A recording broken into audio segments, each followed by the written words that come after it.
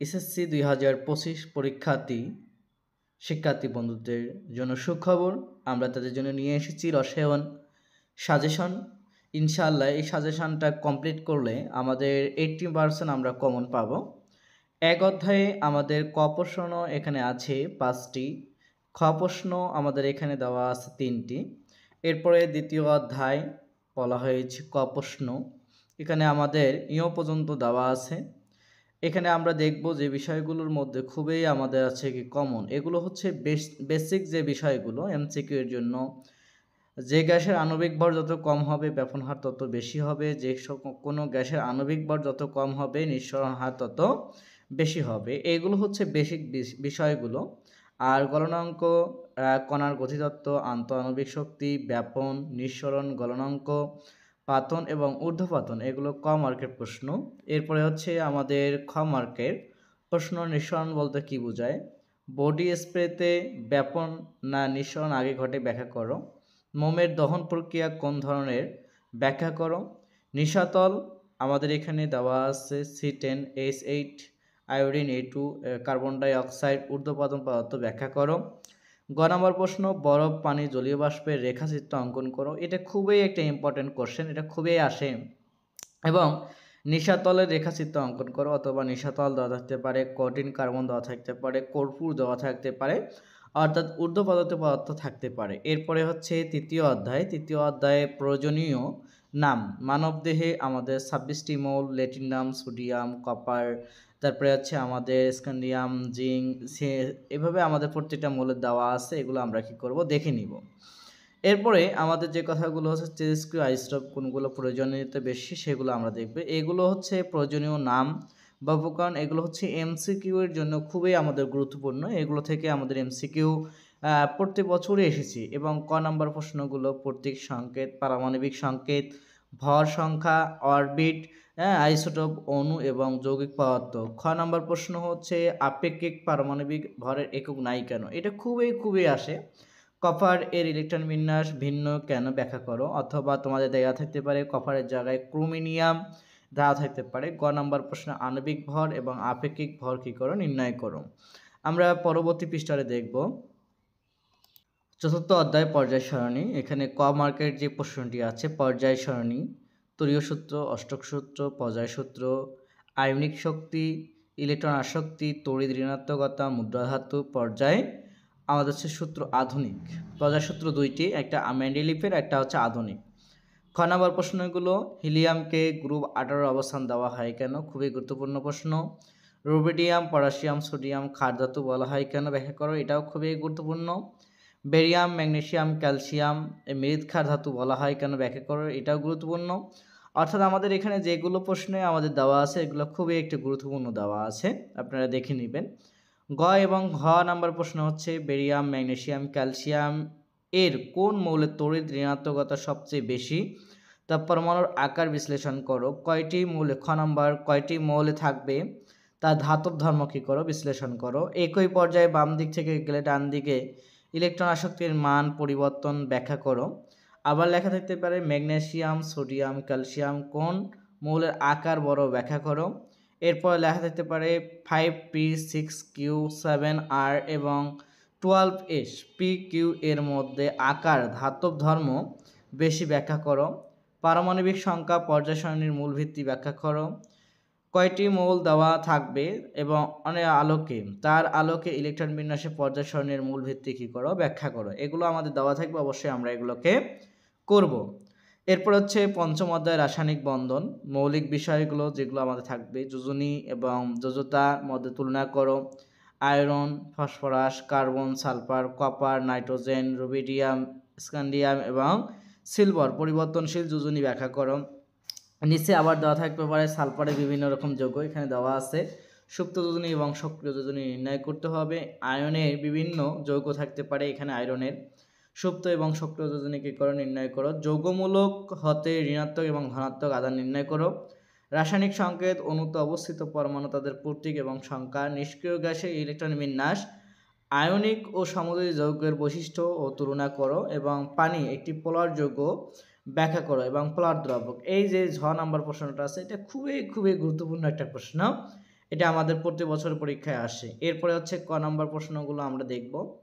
যোজ্যতা electron, সুপ্ত যোজনী, যৌগমূলক, cation, anion, ionic বন্ধন, van der Waals আকর্ষণ বল, ধাতব বন্ধন, পারমাণবিক শ্বাস।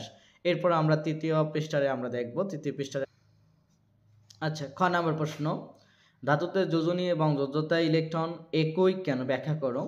অধাতুতে যোজনী এবং যোজ্যতা ইলেকট্রন ভিন্ন কেন ব্যাখ্যা করো। আবার এখানে দেওয়া থাকতে পারে হাইড্রোজেন ফ্লোরাইড একটি পোলার যৌগ, আবার হাইড্রোজেন ক্লোরাইড, তারপর আছে মিথেন, মিথানল, তারপর ইথানল ইত্যাদি আমাদের থাকতে পারে। এরপরে গ এবং ঘ প্রশ্ন থাকবে, উদ্দীপকের একাধিক যৌগ থাকবে, তাদের দ্রবণীয় ব্যাখ্যা করো। আবার এখানে থাকতে পারে তোমাদের হচ্ছে sodium chloride, potassium chloride, magnesium chloride, silicon chloride ইত্যাদি গাঠনিক আবার গঠন প্রণালী কী করে ব্যাখ্যা করো। ধাতুদের বিদ্যুৎ পরিবাহিতা কেন ব্যাখ্যা করো। আবার ধাতুদের অণুর গঠন প্রক্রিয়া আলোচনা করো এবং ফসফরাস ক্লোরাইড এবং ফসফরাস পেন্টাক্লোরাইড এর গঠন, সোডিয়াম, নাইট্রোজেন, তারপর অক্সিজেন, ক্লোরিন, ফ্লোরিন এর গঠন প্রক্রিয়া কী করো আলোচনা করো। এরপরে আমরা ষষ্ঠ অধ্যায় দেখব, মোলার ধারণা এবং রাসায়নিক গণনা। এই অধ্যায়ে মূল বিষয়বস্তু যেটা আছে, এক অণু পরমাণুর ভর, এক অণু বা পরমাণুর ভর ভাগ 6.023 × 10⁻23 আমাদের থাকবে। এটা গ্রামে প্রকাশ করতে হবে। মোলার সংখ্যা নির্ণয় সূত্র N = W/M বা N = V/22.4 এবং বা N হচ্ছে বড় N বাই হচ্ছে 6.023 × 10⁻23। এটা হচ্ছে মোলার সংখ্যা নির্ণয়ের জন্য আমরা এই তিনটা সূত্র ব্যবহার করতে পারি। মোলারিটি দ্রবণ প্রস্তুতের সূত্র, এক গ্রাম এককে দ্রবণের ভর, আমাদের আছে দ্রবণের মোলারিটি, তারপর মিলিমিটারে একক দ্রবণের আয়তন, দ্রবণের আণবিক ভর ভাগ 1000। এখানে বা এটাকে সরাসরি লিখতে পারি W = SVM/1000। আণবিক সংকেত ইকুয়াল স্থূল সংকেত ইনটু হচ্ছে N, আমাদের N সংখ্যা এখানে থাকতে পারে, N এর মান আমরা বাইর করব।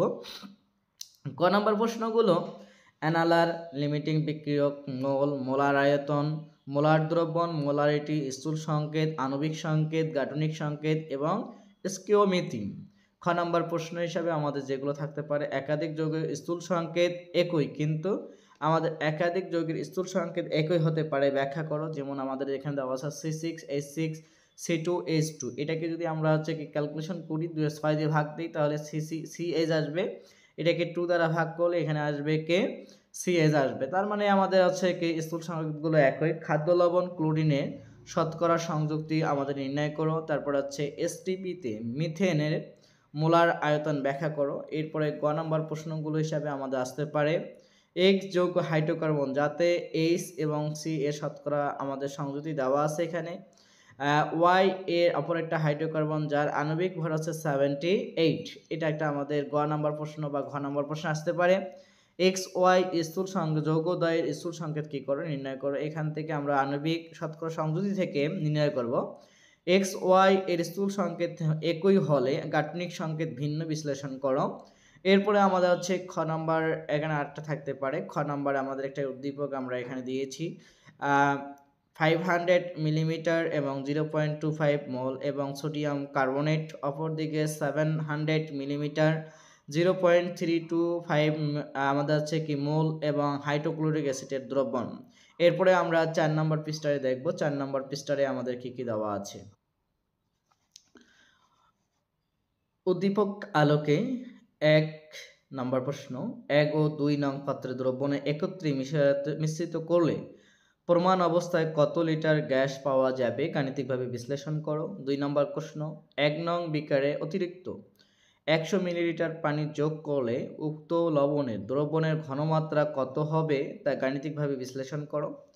গ নম্বর প্রশ্ন হিসেবে থাকবে, মনে করে আসতে পারে, 55 gram sodium hydroxide 75 gram sulphuric acid দ্রবণে বিক্রিয়ায় লিমিটিং বিক্রিয়ক কোনটি ও কেন গাণিতিকভাবে কী করো বিশ্লেষণ করো।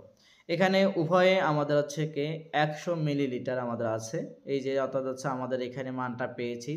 আমাদের সোডিয়াম হাইড্রোক্সাইডের মানও হচ্ছে 100 মিলিলিটার, আবার আছে সালফিউরিক অ্যাসিডের মানও হচ্ছে 100 মিলিলিটার।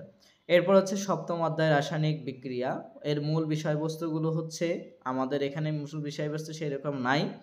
ক নম্বরে আমরা দেখতে পারি বিজারক, আমাদের ক নম্বর প্রশ্নগুলো, বিজারণ অর্ধবিক্রিয়া, বিজারণ হচ্ছে অর্ধবিক্রিয়া, জারণ পদার্থ, বিজারক, অপদার্থ, তারপর জারণ সংখ্যা, তাপোৎপদী বিক্রিয়া, নন রিডক্স বিক্রিয়া, মরিচা, তারপর হচ্ছে উভমুখী বিক্রিয়া, সংশ্লেষণ বিক্রিয়া, প্রতিস্থাপন বিক্রিয়া, দহন বিক্রিয়া, সমাণু বা সমানুকরণ এবং হচ্ছে কেতে বিক্রিয়ার হার। এরপরে আমাদের বলা হচ্ছে খ নাম্বার প্রশ্ন, আমাদের যেগুলো আসতে পারে আর কি একটু আমরা কি করব দেখে নিব। এটা হচ্ছে ক জারণ সংখ্যা নির্ণয়, যেমন হচ্ছে পটাশিয়াম ডাইক্রোমেট, তারপরে সালফেট, তারপর হচ্ছে ফসফেট, তারপর সোডিয়াম সালফেট অক্সাইড, এটা দেওয়া আছে। লোহায় মরিচা পড়ায় একটি রাসায়নিক পরিবর্তন ব্যাখ্যা করো। উভমুখী বিক্রিয়ায় একটি একমুখী করা যায় ব্যাখ্যা করো। তারপর পিঁপড়া বা মৌমাছি কামড়ালে ক্ষতস্থানে আমরা চুন লাগাই কেন? রাসায়নিক সাম্য অবস্থা চলমান অবস্থা ব্যাখ্যা করো। এরপরে আমাদের গ নাম্বার প্রশ্ন এখানে থাকতে পারে, যেমন উদ্দীপক আমাদের এখানে আছে, এক সোডিয়াম প্লাস হচ্ছে সালফুরিক অ্যাসিড বিক্রিয়া করে পি প্লাস কত H2, পি যৌগটি সালফারে জারণ মান কত? ক নাম্বার প্রশ্ন আমাদের থাকতে পারে, বিক্রিয়া একই সাথে জারণ বিজারণ ও প্রতিস্থাপন বিক্রিয়া বলা যায় কি? সমীকরণ সহকে করো, বিশ্লেষণ করো। খ নম্বরে এখানে উদ্দীপক দেওয়া আছে নাইট্রোজেন এবং 3 অণু হচ্ছে আমাদের হাইড্রোজেন। আমাদের আয়রন এখানে হচ্ছে প্রভাবক হিসেবে কাজ করবে, চাপ এবং তাপ এখানে উৎপন্ন হবে কিউ, যেখানে ডেল এর মান হবে 9-92 কিলোজুল। বিক্রিয়ায় একই সাথে সংযোজন এবং সংশ্লেষণ বিক্রিয়া ব্যাখ্যা করো। লাসেতেলিয়ার নীতি বিশ্লেষণ আমাদের আছে কত প্রভাব বিশ্লেষণ করো। এরপরে গ নম্বরে আমাদের থাকতে পারে, গ নম্বর প্রশ্ন আমাদের এইরকম ভাবে দেওয়া আছে, অ্যালুমিনিয়াম ক্লোরাইড প্লাস পানি আর প্লাস হাইড্রোক্লোরিক অ্যাসিড, তারপর হচ্ছে ক্যালসিয়াম ক্লোরাইড প্লাস পানি বিক্রিয়া করে আমাদের এস। আমাদের এখানে বলা হচ্ছে 1 নং বিক্রিয়ায় কোন শ্রেণীর বিক্রিয়া অন্তর্ভুক্ত করা যায় ব্যাখ্যা করো। খ নম্বর 1 ও 2 নং বিক্রিয়া ভিন্ন প্রকৃতির বিশ্লেষণ করো। এরপরে আমরা 5 পৃষ্ঠারে আমরা দেখব কি কি আমাদের দেওয়া আছে তা একটু দেখে নেই। 5 পৃষ্ঠার আলোচনা হচ্ছে নবম অধ্যায় অ্যাসিড ও ক্ষার। এখানে আমাদের ক নাম্বার যে প্রশ্নগুলো আছে, পিএইচ, সিওডি প্রশমন বিক্রিয়া, অ্যাসিড বৃষ্টি, ক্ষার। আর এখানে হচ্ছে নবম অধ্যায়ের আরো অনেক বেশি ক প্রশ্নগুলো ছিল সেগুলো পূর্বের অধ্যায়ে তো আমাদের আছে। খ নাম্বার প্রশ্ন আমাদের আছে কত ফ্রেশ ক্লোরাইড জলীয় দ্রবণে কোন আছে কি কোন প্রকৃতির ব্যাখ্যা করো। পানির ক্ষরতার কারণ ব্যাখ্যা করো। খর পানিতে সাবানের ফেনা হয় না কেন? গ এবং ঘ নম্বর হচ্ছে অ্যালুমিনিয়াম ক্লোরাইড প্লাস পানি বিক্রিয়া করে এ ও বি বিক্রিয়া, এ ও বি উভয় যৌগ পরিবার আছে কি বিপরীতধর্মী ব্যাখ্যা করো। ফ্রেশ ক্লোরাইড প্লাস হচ্ছে কি আমাদের ক্লোরিন বিক্রিয়া করে ফেরিক ক্লোরাইড বিক্রিয়া লবণ দয়ের সাথে লৌহ ক্ষারের বিক্রিয়া করলে একই বর্ণের অধক্ষে পড়ে কি না উভয় উপরের পক্ষে উত্তরের পক্ষে যুক্তি দেখাও। ক এর বিক্রিয়া আলোকে এ ও বি কে একত্রে মিশ্রিত করলে দ্রবণের প্রকৃতি বিশ্লেষণ করো। এরপর হচ্ছে সালফার এবং অক্সিজেন বিক্রিয়া করে এক্স এবং নাইট্রোজেন মনোঅক্সাইড প্লাস অক্সিজেন বিক্রিয়া করে ওয়াই, উভয় উৎপাদন এক্স ওয়াই গ্যাসের জলীয় দ্রবণের প্রকৃতি কীরকম বিশ্লেষণ করো। ইউ নম্বর ঘ এর আলোকে এক্স ও ওয়াই এর ক্ষতিকর প্রভাবগুলো ব্যাখ্যা করো। তারপর হচ্ছে দৈনন্দিন জীবনে পি এর মানের গুরুত্ব যুক্তি সহকারে ব্যাখ্যা করো। এখানে আমাদের একটা উদ্দীপক দেওয়া আছে, এ বি সি তিনটে সিলিন্ডার, এ পাত্রে দ্রবণে পিএইচ এর সীমা কত হবে বিশ্লেষণ করো। যেখানে আবার দেওয়া আছে calcium carbonate plus hydrochloric acid থেকে উৎপন্ন হয় এক্স প্লাস পানি এবং হচ্ছে ওয়াই। এখানে হচ্ছে এক্স যৌগটি পানিতে উপস্থিতি থাকলে সাবানে ফেনা হয় না, তবে এক্স যৌগটি সহজে পানি থেকে দ্রবীভূত করা সম্ভব বিশ্লেষণ করো। এরপরে হচ্ছে একাদশ অধ্যায় আমাদের হচ্ছে খনিজ সম্পদ জীবাশ্ম জ্বালানি, এর গুরুত্বপূর্ণ যে বিক্রিয়াগুলো আছে আমরা একটু কি করব দেখে নিব। এখানে আমাদের বিক্রিয়াগুলো দেওয়া আছে, আপনারা কি করেন বিক্রিয়াগুলো দেখবেন। এরপরে আমাদের এগুলো খুবই গুরুত্বপূর্ণ, এই অধ্যায়ের খুবই গুরুত্বপূর্ণ এই বিক্রিয়াগুলো আমরা খুবই একটু হচ্ছে মনোযোগ সহকারে দেখব। এরপরে আমাদের আছে কি খ নাম্বার 6 পৃষ্ঠারে খ নাম্বার বা গ নাম্বার প্রশ্নগুলো আমরা একটু কি করব দেখে নিব। আচ্ছা 6 নাম্বার এখানে প্রশ্ন, মিথেন প্লাস হ্যালোজেন গ্রুপের মৌলের বিক্রিয়াগুলো লিখব। যেটা হচ্ছে মিথেন সাধারণত যে আলট্রাভায়োলেট অ্যাসিডের সাথে বিক্রিয়া করে সেগুলো। ক মার্কের প্রশ্ন জীবাশ্ম জ্বালানি, এগুলো আমরা ক মার্কের প্রশ্নগুলো আমরা একটু কি করব দেখে নিব। খ নাম্বার বেনজিন অ্যারোমেটিক হাইড্রোকার্বন, যেখানে ফেনল বা ন্যাপথলিন ইত্যাদি থাকতে পারে। অ্যালকেনে প্যারাফিন বলা হয় কেন? প্যারাফিন শব্দটা হচ্ছে আসক্তহীন, যেখানে অ্যালকেনের বিভিন্ন রকম গ্রুপের মলগুলো থাকতে পারে, ইথেন থাকতে পারে, তারপর বিউটেন থাকতে পারে, প্রোপেন থাকতে পারে।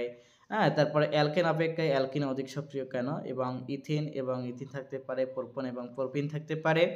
ফরমালিন একটি হচ্ছে অ্যালডিহাইড ব্যাখ্যা করো। এরপর হচ্ছে পলিমারকরণ বিক্রিয়া ব্যাখ্যা করো। পলিথিন সংযোজন পলিমার ব্যাখ্যা করো। তারপরে আছে পিভিসি একটি জুট পলিমার ব্যাখ্যা করো। জৈব ও অজৈব যৌগের পার্থক্য লিখো। গ এবং ঘ নাম্বার প্রশ্ন আমাদের যা আসতে পারে। 2 কার্বন বিশিষ্ট অ্যালকেন, এটা হচ্ছে আমাদের দেওয়া আছে উদ্দীপক। 2 কার্বন বিশিষ্ট একটি অ্যালকেনের উদ্দীপক থেকে আমরা এটা পাবো। 2 কার্বন বিশিষ্ট অ্যালকেনের মধ্যে থেকে খাদ্য সংরক্ষণ প্রস্তুত করা সম্ভব কিনা বিশ্লেষণ করো। তারপর হচ্ছে আমাদের এখানে বিক্রিয়া দেওয়া আছে যৌগ থেকে মৃত প্রাণীতে সংস্করণ তৈরি সম্ভব। সমীকরণ সব বর্ণনা করো। ডি যৌগের সাথে প্রাপ্ত পলিমার পরিবেশন এবং দূষণ ঘটনার সমীকরণে বর্ণনা করো। তারপর ক্যালসিয়াম কার্বনেট প্লাস পানি বিক্রিয়া করে calcium P plus calcium hydroxide P plus 8 nickel 180 200 equal 200 degree Celsius তাপমাত্রায় এখানে কি উৎপন্ন করবে। তারপর হচ্ছে আমাদের এখানে হচ্ছে ইথানল এবং হচ্ছে ইথানোয়িক অ্যাসিড এগুলো দেওয়া আছে। পি যৌগটি ব্রোমিন দ্রবণে বর্ণহীন করে বিক্রিয়া সহ ব্যাখ্যা করো। পি এবং কিউ, এখানে পি এবং হচ্ছে কত কিউ যৌগ সমগ্রত শ্রেণী 9 ব্যাখ্যা করো। আর এখানে বলছে যে আমাদের আছে ইথানল আর যৌগ থেকে চেতনানাশক প্রস্তুত করা সম্ভব কিনা সমীকরণ সব বিশ্লেষণ করো। এর যৌগ তৈরিতে পি এবং কিউ উভয় ব্যবহার করা যাবে কি সমীকরণ সহ যুক্তি দাও। তারপরে কিউ হতে প্রাপ্ত আমাদের পলিমার আর যৌগ ব্যবহারের ক্ষেত্রে গুরুত্বপূর্ণ হলে উভয় পরিবেশ বান্ধব নয় বিশ্লেষণ করো। এটা আমাদের কি করব দেখব। এভাবে আমরা দেখলে ইনশাল্লাহ আমাদের পরীক্ষায় কমন পাওয়ার জন্য খুবই একটা 80% আমরা কমন পাবো। এবং পরবর্তী বিষয়গুলো সাজেশন পাওয়ার জন্য আমাদের চ্যানেলটিকে সাবস্ক্রাইব করে নোটিফিকেশন বাটন অল করে পাশে থাকবেন। আসসালামু আলাইকুম রহমতুল্লাহি ওয়া বারাকাতুহু।